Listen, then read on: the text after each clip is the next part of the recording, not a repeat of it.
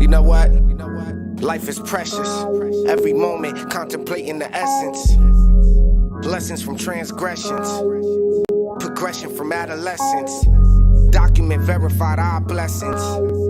And the first you gotta be present. Scrolling through the timeline, but they ain't get the message. Not meaning what they saying like it was auto-corrected. Acknowledge what you talking, but I ain't gotta respect it. Not always online, but always staying connected. Food for thought, the most important is breakfast. There's snakes in the grass, watch who you rap with. They take what they need and they make an exit. As quick as it came, as quick as it go. The type to get you all twisted. The show might stab you in the back, yet be calling you bro. All we ever really wanted was a simple things. Not a lot, just a little of the simple things. From the bottom to the top, yeah, we made it. Never pay attention to the people that be hating. Only bad cause they ain't got the simple things. No tomorrow's not promised, so we live in the moment. Learn from the past, for that we steady making atonements. Hear the youth say we can't identify, beg to differ. Grew up in the era where you can never slip up. Lost too many friends to drugs, jail, and diabetes. Burn the L after L to try to take it easy. Time keeps slipping, and history repetitive. We used to burn the chronic, now they tweaking on sedatives. Look before you leaping out the window. Trying to do the dance, but you don't even get the tempo. Professional, tell you fake it till you make it. Success coming, they start displaying their hatred. It's rules to the game, we stay dedicated. From the basement, no question, we elevated. And made changes for the best so the future look brighter. And keep the negativity out the sight for. All we ever really wanted was a simple things. Not a lot, just a little of the simple things. From the bottom to the top, yeah, we made it. Never pay attention to the people that be hating. Only bad cause they ain't got the simple things. Simple things. Simple things. Simple things. Simple things. All right, ladies and gentlemen, and ladies, it is Monday morning. You are checking out Top of the Morning here on the Urban Conservative. I am Abdul Ali. It is an honor and a pleasure to be with you here on the Urban Conservative. What we do here at TUC is to share the benefits and values of conservative policies into urban communities across this great nation, wonderful, amazing country of ours. If you haven't done so already, we need you to jump on over to tuconservative.com, grab yourself a membership. That is the way that you can support the platform. You can also go ahead on over to that website and grab yourself a handy dandy nifty mug or something like that, or a t-shirt to help us keep doing what we do. You see, we've got the work privilege gear, and you can grab one of those fancy schmancy top of the morning mugs if you like. But again, the website is tuconservative.com. That is how you can support what we do here at the Urban Conservative. Again, spreading the values and benefits of conservative policies to urban communities across this great nation of ours. While we are on it, I got to give a big shout out to my twin brother, Raheem Architect Soto.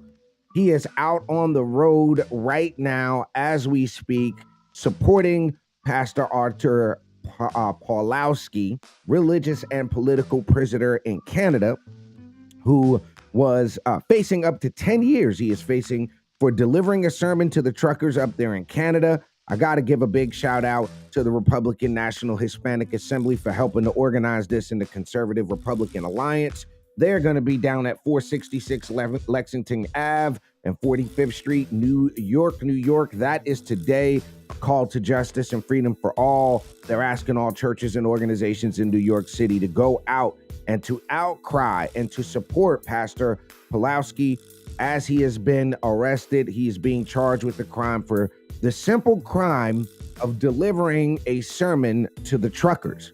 That is exactly what the man is charged with. That's what they said he did, is that he's, providing hope and inspiration. So shouts out to them. I also want to give a big shout out to my brother who was named as the Hispanic Republican National Hispanic Assembly Suffolk County Ambassador. So big shouts out to Raheem Architect Soto on that. Now, I know a lot of y'all are going, wait a minute, hold on, wait a minute. How he going to represent for the Republican National Hispanic Assembly and you represent for the Black conservative voices? What kind of crazy, what in the world is happening here? Well, folks, we are Black. We're also Republican Hispanics. We have family from Puerto Rico. We got Puerto Rican in our lineage and some Venezuelan Indians, some indigenous Venezuelans in there and all mixed up in the bloodstream. But again, we want to give a big shout out to the folks that are going to be on the ground in New York City today, helping to support the pastor who was wrongfully accused, I might add, wrongfully accused, and did nothing more than provide a sermon. So the first thing we want to do this morning, ladies and gentlemen, it's been a great weekend. I got to give a massive, humongous shout out to everybody that came out to support the Sensational Creations Back to School event. I want to just show y'all one picture, and this doesn't even really do it justice as to how many people were out there. I mean, it was a great event out there in Rocky Mount, y'all. When I say it a great event, there was no trouble. There was no problems. There was no issues. People got fed. People worked together. There were Black folks and white folks and Asian folks and Indian folks and every folk that could be a folk was folked up out there in Rocky Mount. I got to give a really big shout out to Centennial Pulling for pulling that whole event together. Great job to you and the Sensational Creations team. I cherish my t-shirt and I'm looking for the opportunity to wear that t-shirt at your next back to school event. I also want to give a big thank you to the Edgecombe and Nash County GOPs for coming out to serve some food and to support the event and bring book bags and all that fun stuff. So shouts out to Jason Dilday, Mary Helen, and all the ladies from the Tar River Republican Club on a great job coming out to support the community. That's what it's all about, ladies and gentlemen. Now, if you live in the Rocky Mount area, you'll also know that I had an opportunity to meet a few of the city council people out there in Rocky Mount. And, the problem is that all too often we don't go talk to the people, that when I had an opportunity to meet with these council members, they thanked me. They honestly thanked me for coming to Rocky Mount. And they thanked my brother and I and said, what y'all are doing is necessary. It's needed. We do need to get people out. So, all that crap Mr. Knight was talking about, me needing to go back to Charlotte and me not needing to come here and go somewhere else, it ain't happening, bro. It ain't happening. And I heard he did a little pit stop out there, but that's okay. But ladies and gentlemen, again, great event out there in Rocky Mount. I'm super proud of the team for pulling that off. We're gonna do something a little different here, okay? I am interested in the presidential primary. Do I think Donald Trump's got a whole lot of competition? Probably not. I don't know if any of these people have what it takes to really beat Donald Trump.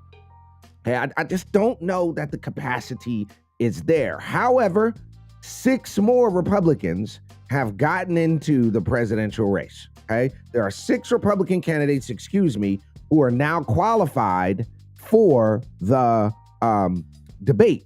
For the presidential debate in August. Now, the interesting thing about that is there are more people who have jumped in to the presidential debate, to the presidential race. And I was going to highlight the fact that your man, Vivek Ramaswamy, has also jumped up to number 2 in Ohio. He is beating, as it stands right now, Vivek is beating your boy. What's his name? Poll shows Vivek Ramaswamy places 2nd in Ohio as Ron DeSantis falls to 3rd in Ohio.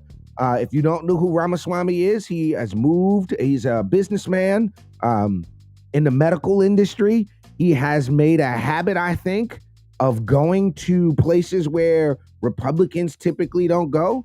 And I think, for one, he's somebody to watch. There's your man, Vivek Ramaswamy, right there.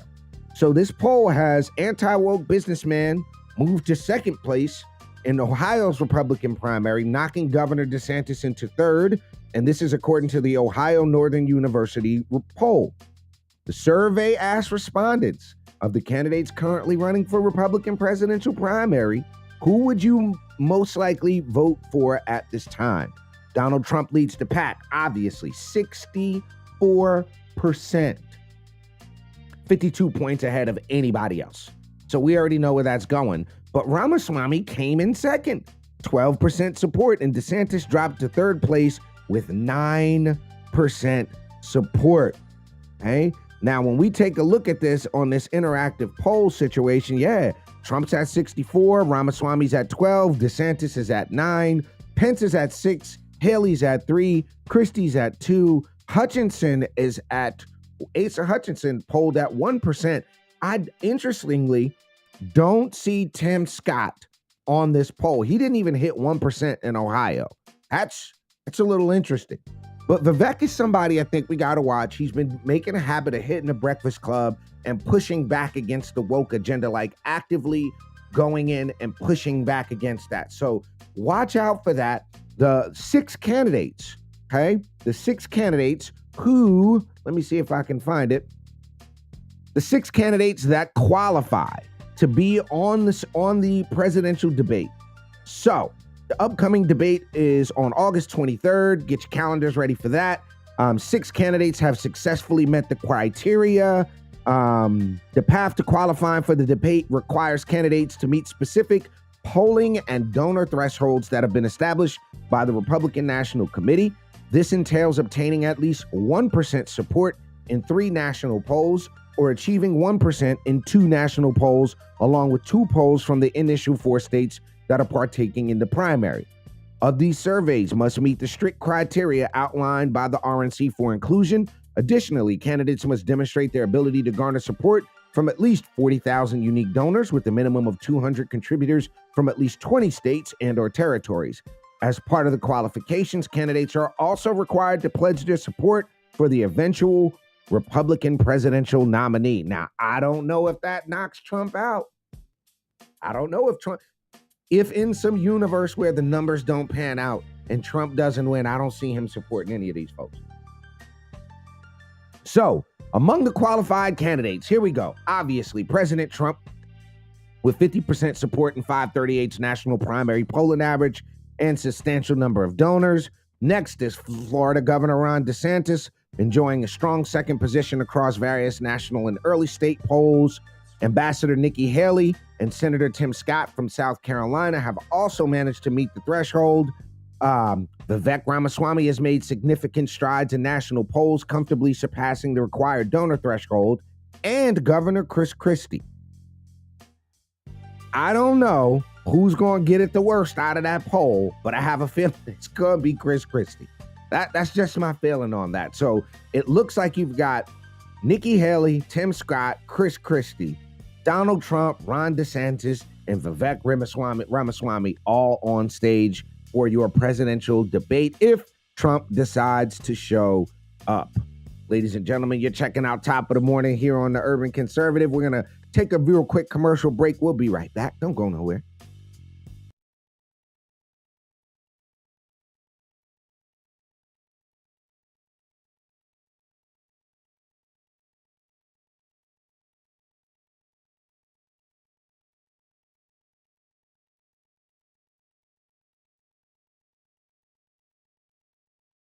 This season of the Urban Conservative Podcast is brought to you by Newton for Senate, working to improve education, reduce taxes, and keep North Carolina #1 for business. Find out more at newtonforsenate.com.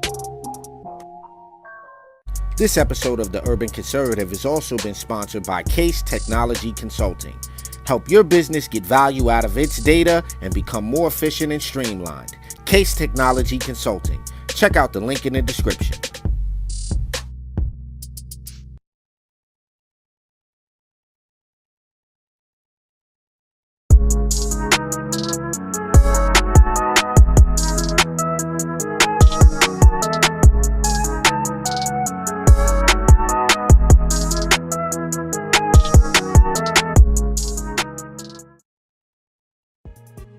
All right, ladies and gentlemen, you're back with Abdul Ali here on Top of the Morning, only on the Urban Conservative.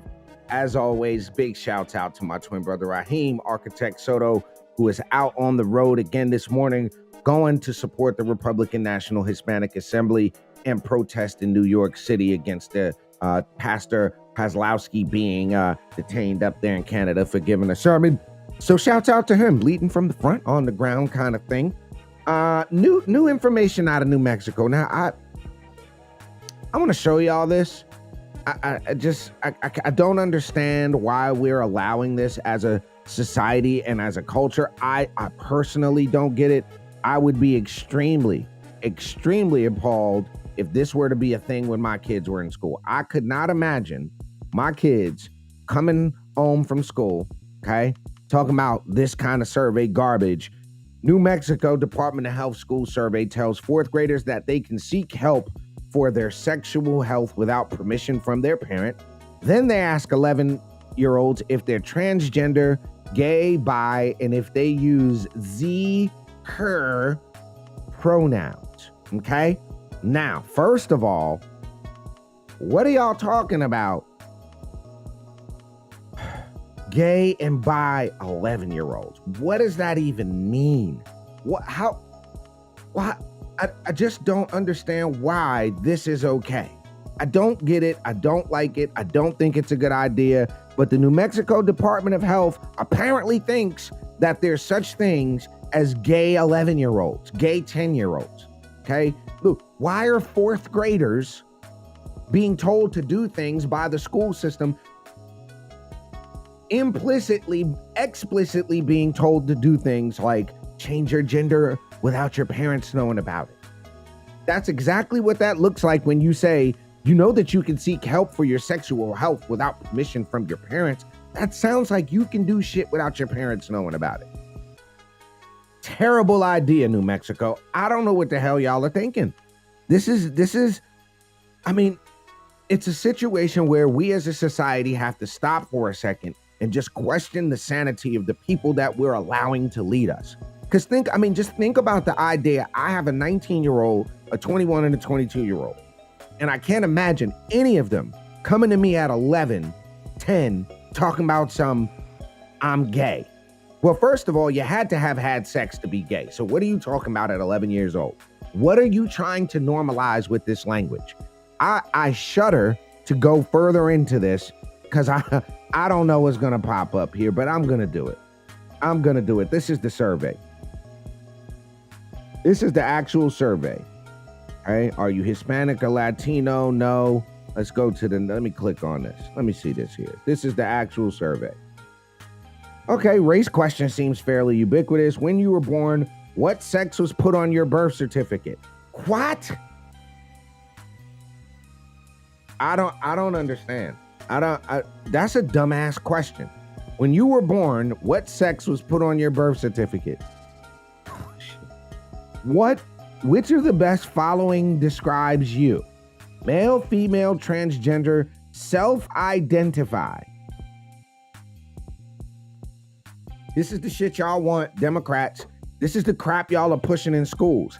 This is the crap that Democrats in places like Rocky Mount and other places see. In order to be a Democrat, you got to support this mess.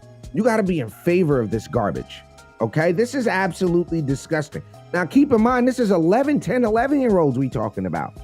Which pronouns do you prefer? He, him, his, she, her, hers, them, there, Z, her, hers, no pronoun, just my name. Other. This is stupid. How can we contact you if we need to talk to you privately? What? So now you want to talk to my kid in the absence of me as a parent. And then you have this bullshit question. Which of these following best describes you? Heterosexual, gay or lesbian, bisexual, not sure, not listed. Why the flying is this on a survey for 11-year-olds? I just want to know why it's on there for 11-year-olds. Y'all get in the comment section if y'all know. Let me help me figure this out, because I don't understand why this is in the daggone survey for 10 and 11-year-olds. It doesn't make any sense to me, ladies and gentlemen. But right at the 20-minute mark, we're going to take one more commercial break for the day. Don't go nowhere. On Top of the Morning, we'll be right back here on the Urban Conservative. Don't go nowhere. Just because you're black doesn't mean you have to vote Democrat. This year, in order to see benefits for our communities, we need to vote outside the box. Find out more by visiting us at tuconservative.com. Episode of Top of the Morning is brought to you by Edward Jones financial advisor Kelly Harmon, providing you with well-researched guidance backed by Edward Jones' extensive team and technology that help you prepare for retirement, children's education, or other financial goals. Call 252-473-1006 or visit the link on the screen.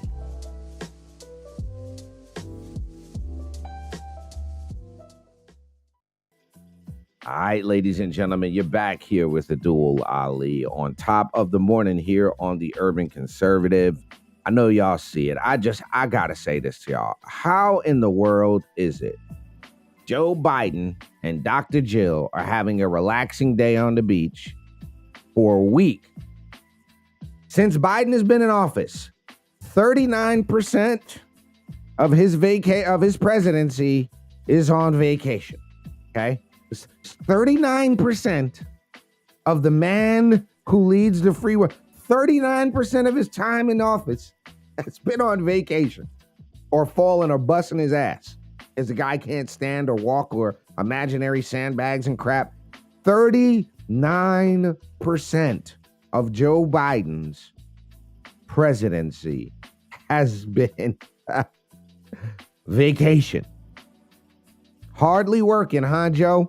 Barely working. That's what we're going with. Joe Biden is hardly working, folks. 39%. Could you imagine 39% of your working week you took off? I don't get 39% of my time off. I need to become the president. Maybe I could take damn near 40% of my job time off. That may be what we need to do. I'll get with Ra. We'll figure that out. I just thought it was interesting to see that all of this stuff going on in the country, he still has yet to make it down to the spill. It's been over 30, 60 days, something like that, since that tragic train derailment. And Joe Biden still has yet to get down there. We still never got our pressure from him, so I'm not going to hold out for that. And the last thing that we're going to cover, 39% of his time is in vacation. Now, the only other thing we're going to cover this morning, ladies and gentlemen, is what's happening in Chicago. And that is Chicago residents are turning up at community meetings across the city to express their outrage at the liberal immigration policies. Now, what do I mean by that? There are some communities in places like Chicago where there's crime, there's violence, there's black on black crime. People don't like that term.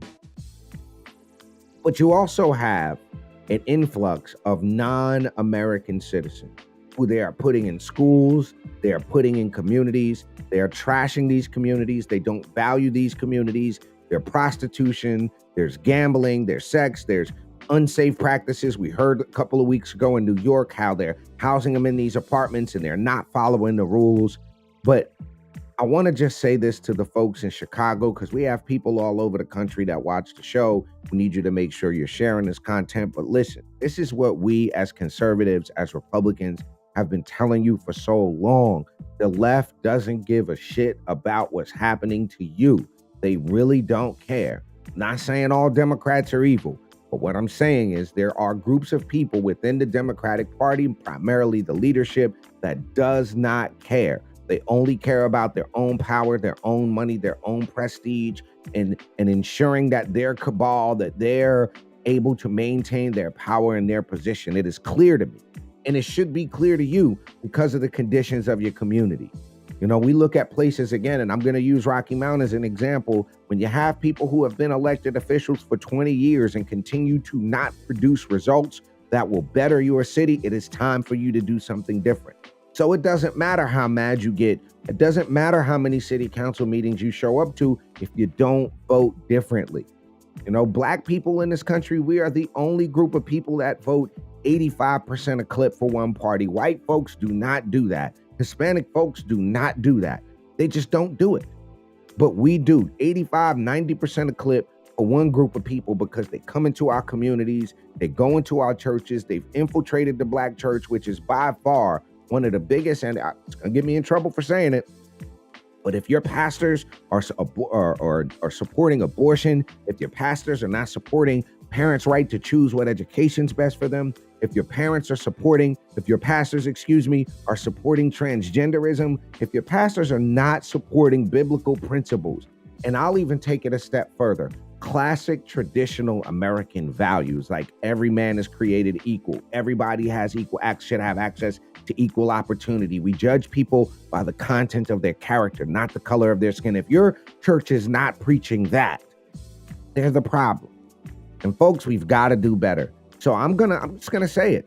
Chicago, y'all could be mad all you want to. You can get all mad and you can show up at the meetings and you can demand that they do something, but this is the shit you get when you vote for Democrats. That's what you get, ladies and gentlemen.